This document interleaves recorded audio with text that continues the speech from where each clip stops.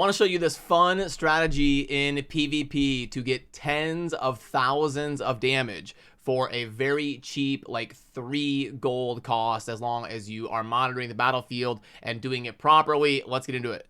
This is crazy and a lot of fun to try and pull it off because you can get literally tens of thousands of damage for something as low as a cost of 3 gold.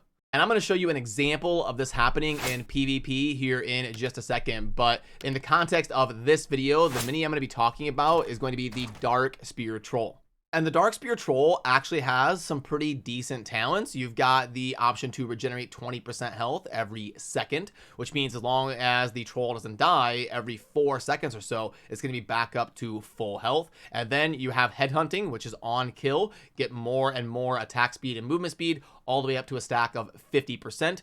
Or just get Serpent Sting to add poison damage to the attack and increase the overall DPS. So let's bust out the teleprompter and I'll show you what I'm talking about here. So what we're going to be doing is trying to basically get a DPS up onto this bridge over here so that we have the high ground and we can rain down DPS in any direction from up above. You can see that we play the Dark Spear Troll right here. It's going to come up and then we flip the arrow to make it head on over to the right across that bridge. So let's go ahead and click play and I'll show you this in action. You can see the Dark Spear Troll up there on the left and we're in a good spot right here. We're about to have an engagement in the middle and look at this. We've got our troll on the bridge and then we are heading down the middle lane. So I want you to watch what's going to happen here. Let's go ahead and count together.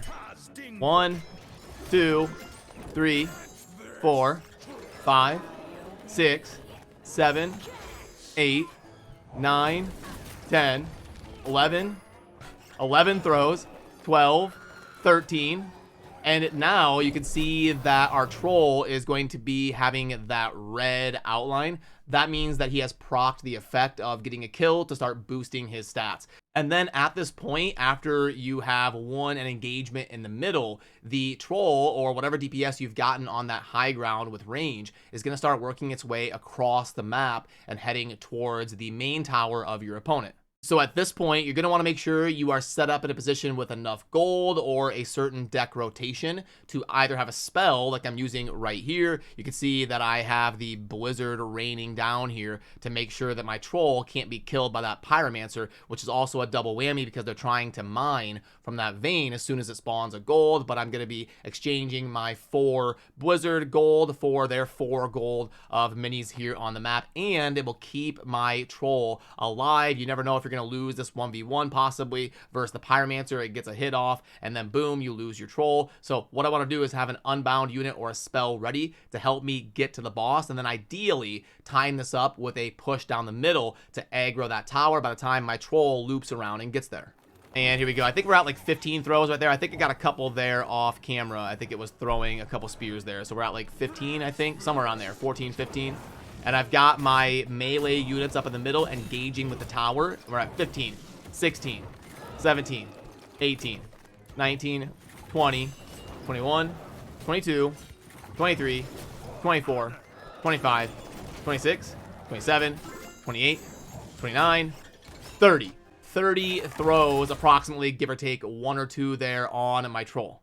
So then if I back out and I go to my troll, you can easily calculate all this stuff because you do get the raw stats. So we don't want to go with the DPS because that is actually calculating with the attack speed and how hard he hits. We've got 722 damage of a base. But remember, with our head hunting trait, we are getting on kill an increase to attack and movement speed by 10%. So the attack goes up 10% in terms of how hard we're hitting. So we would then take that 722 times 1.1 with the 10% buff, and we're doing 794 damage times the 30 shots that we got in, and we are at 23,826 damage that the Dark Spear Troll inflicted by going up there on that ramp, pushing around the side, and me keeping it alive with the spell and the melee push timing up. Talk about insane value for 3 cost. And the Dark Spear Troll is honestly a pretty good mini, even outside of if you're able to set all of this up and get really good value in PvP. The Troll is a really good cycle card there of 3. I know it doesn't qualify as a cycle card, but usually things that cost 2 or 3 are good for cycling through your rotations, and you get a really good range of 9, really solid DPS. It's not slow, it's got decent movement speed, so it's just kind of like one of those general utility minis if you're looking for something that can slot in to a bunch of different scenarios for cheap and get good value consistently. It's a very good option. It's also very good in PvE. You can constantly hit those chests from a good range while it stays safe, and it just kind of is generally useful in all scenarios.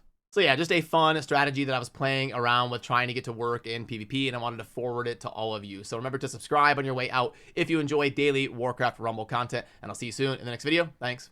Peace.